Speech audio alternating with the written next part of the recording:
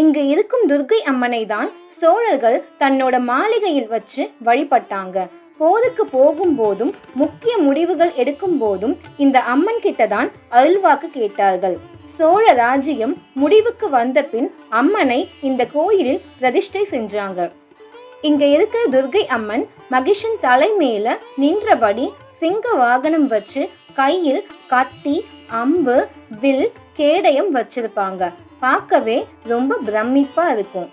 இந்த கோயிலில் தான் குழந்தை ஞானசம்பந்தர் நடந்து வரும்போது சிவபெருமான் பூத கணங்களை அனுப்பி முத்துப்பந்தலை பிடிக்க செய்து அதன் நிழலில் அவர் நடந்து வர செய்த தலம் இது. திருஞான சம்பந்தர் நடந்து வரும் அழகை காண நந்திகை விலக சொன்னாராம் சிவபெருமான். அதனாலதான் இங்க நந்தி கொஞ்சம் விலகி இருப்பதை நாம் பார்க்க முடியும்.